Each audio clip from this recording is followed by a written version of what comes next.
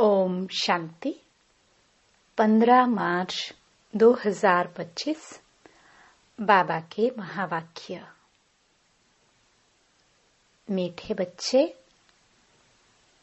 अब वापस घर जाना है, इसलिए देह सहित देह के सब संबंधों को भूल एक बाप को याद करो। यही है सच्ची गीता का सार। प्रश्न: तुम बच्चों का सहज पुरुषार्थ क्या है? उत्तर: बाप कहते हैं, तुम बिल्कुल चुप रहो। चुप रहने से ही बाप का वर्षा ले लेंगे। बाप को याद करना, सृष्टि चक्र को फिराना है।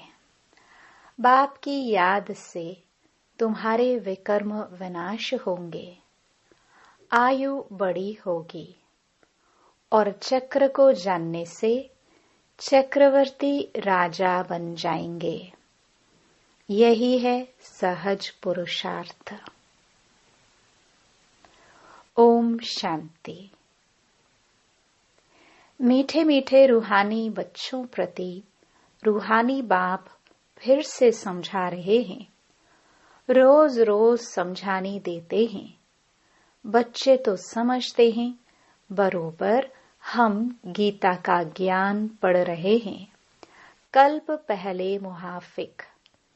परंतु श्री कृष्ण नहीं पढ़ाते, परमपिता परमात्मा हमको पढ़ाते हैं। वही हमको फिर से राजयोग सिखा रहे हैं। तुम अभी डायरेक्ट भगवान से सुन रहे हो।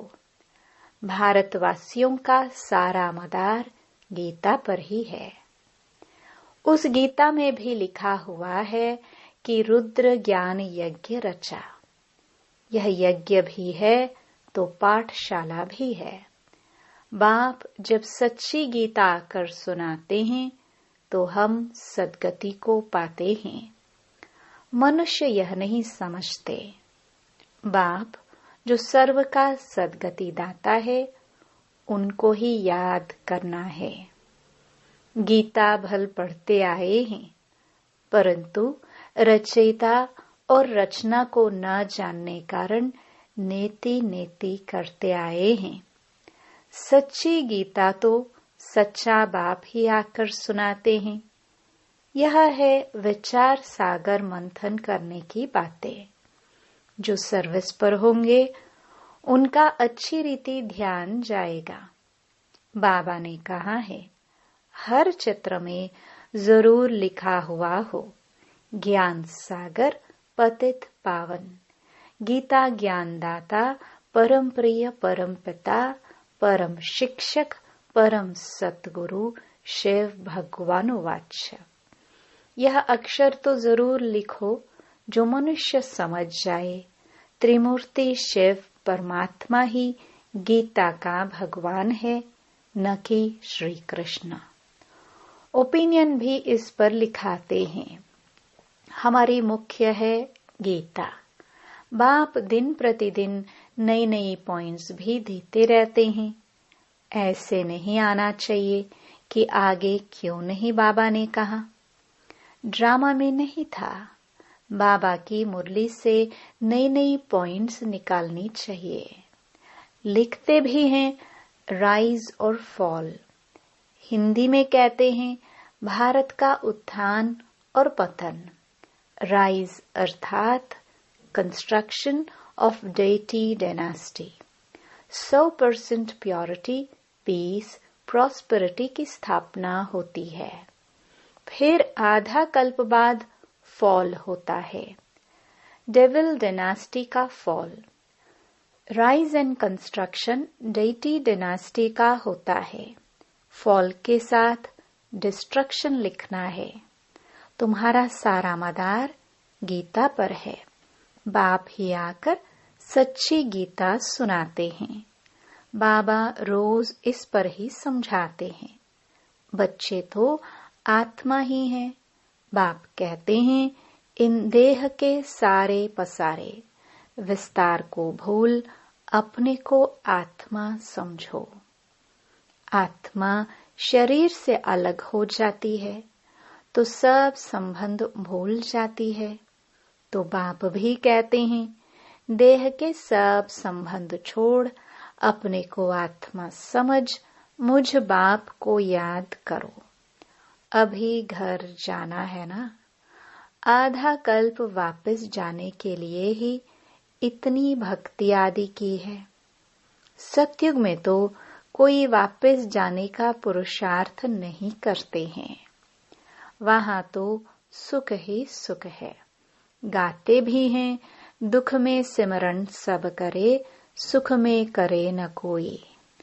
परंतु सुख कब है, दुख कब है, यह नहीं समझते हैं। हमारी सब बातें हैं गुप्त। हम भी रूहानी मिलिट्री है ना। शिव बाबा की शक्ति सेना है। इनका अर्थ भी कोई समझ ना सके। देवियों आदि की इतनी पूजा होती है, परंतु कोई की भी बायोग्राफी को नहीं जानते हैं। जिनकी पूजा करते हैं उनके बायोग्राफी को जानना चाहिए ना। ऊंच ते ऊंच शिव की पूजा है, फिर ब्रह्मा विष्णु शंकर की, फिर लक्ष्मी नारायण राधे कृष्ण के मंदिर हैं, और तो कोई है नहीं। एक ही शिव बाबा पर कितने भिन्न भिन्न नाम रख मंदिर बनाए हैं।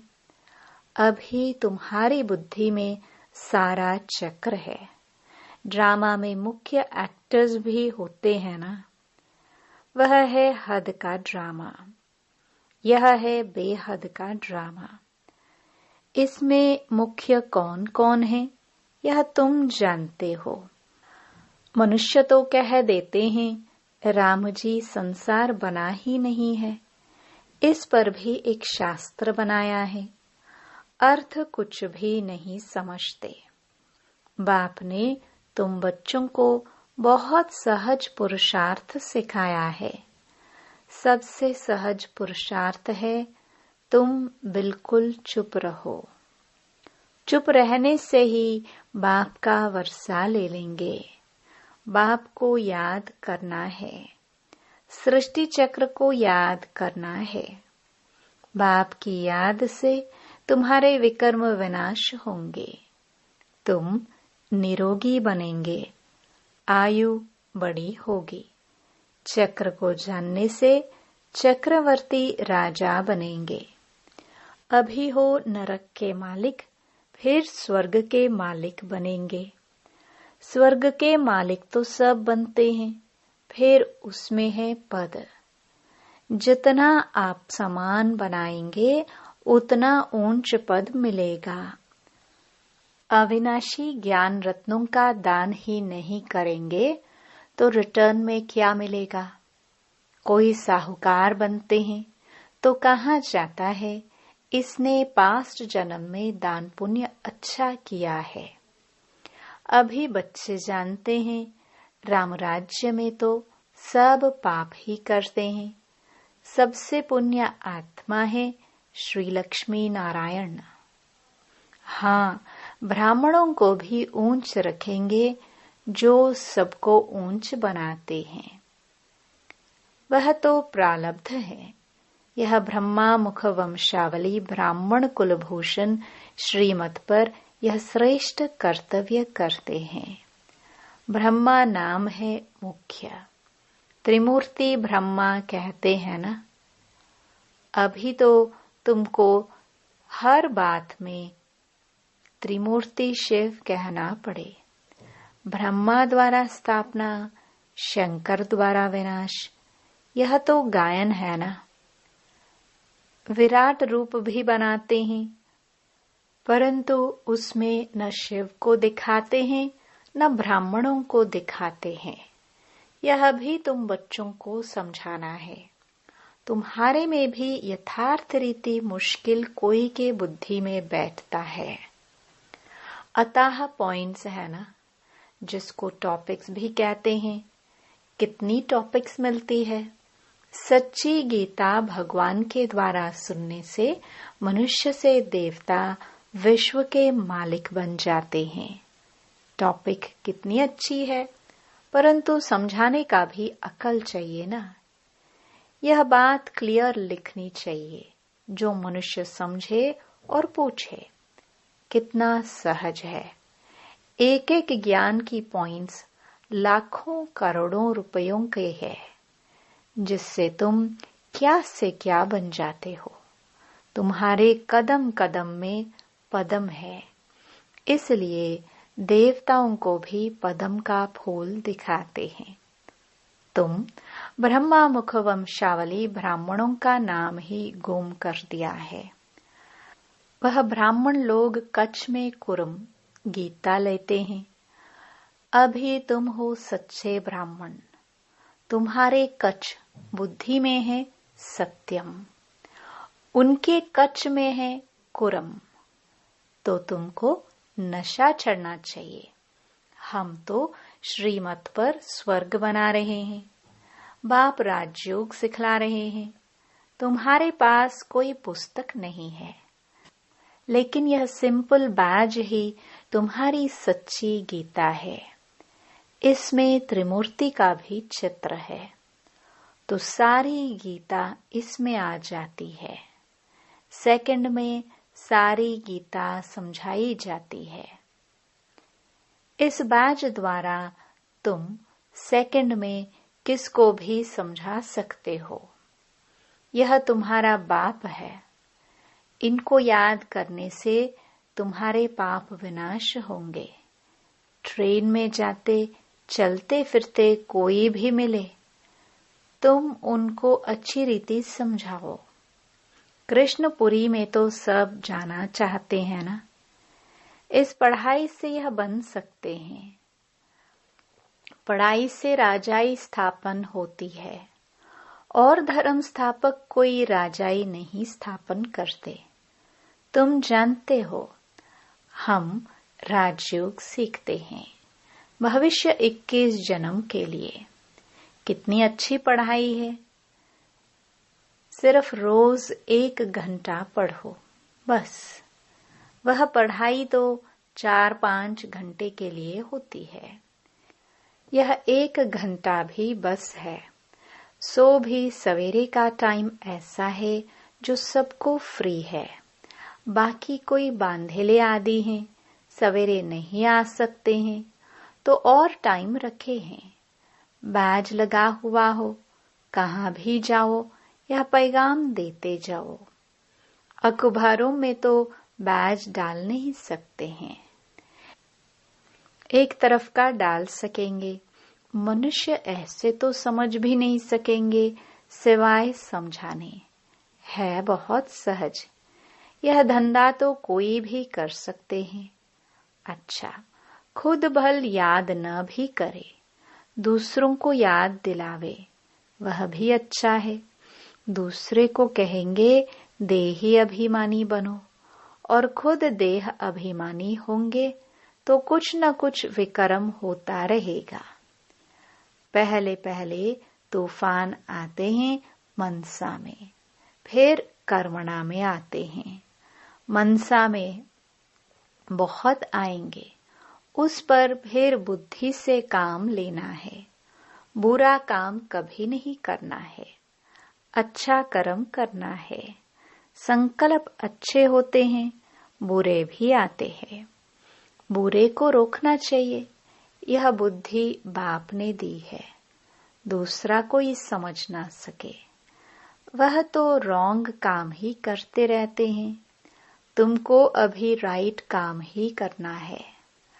अच्छा पुरुषार्थ से राइट काम होता है।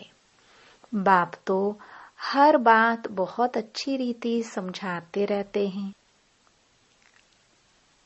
अच्छा, मीठे मीठे सिखिलदे बच्चों प्रति माता पिता बाप दादा का याद प्यार और गुड मॉर्निंग। रूहानी बाप की रूहानी बच्चों को नमस्ते। धारणा के लिए मुख्य सार। पहला, यह एक एक अविनाशी ज्ञान का रत्न लाखों करोड़ों रुपयों का है। इन्हें दान कर कदम कदम पर पद्मों की कमाई जमा करनी है। आप समान बनाकर ऊंच पद पाना है। दूसरा, विकर्मों से बचने लिए देही अभिमानी रहने का पुरुषार्थ करना है।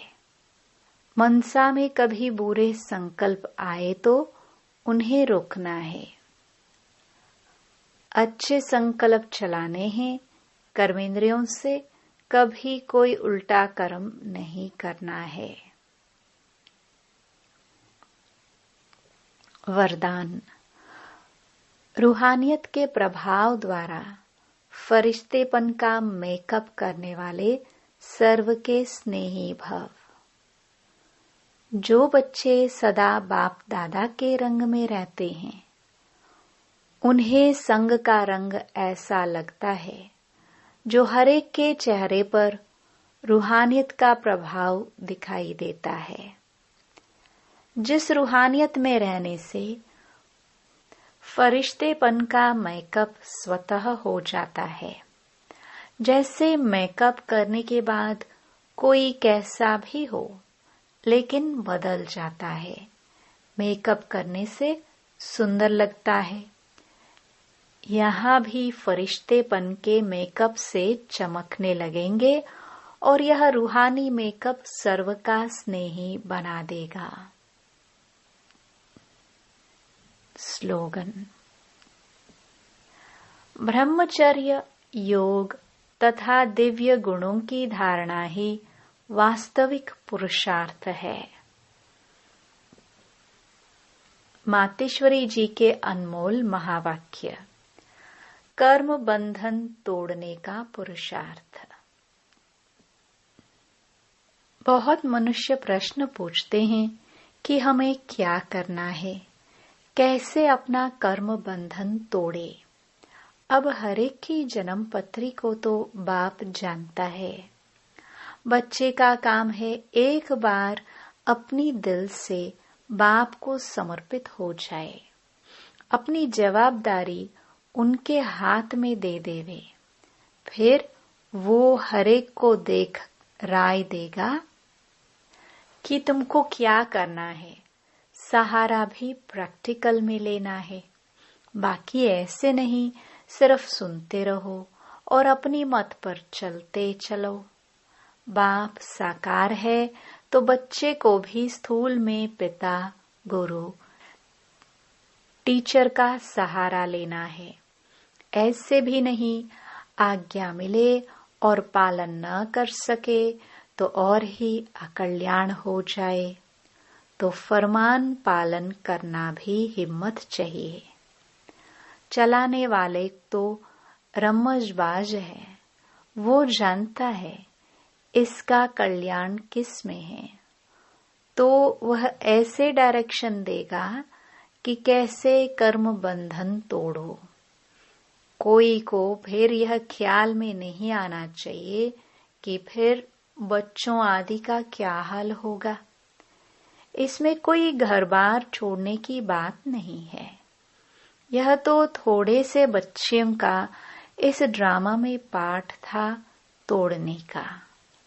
अगर यह पाठ न होता तो तुम्हारी जो अब सेवा हो रही है फिर कौन करे।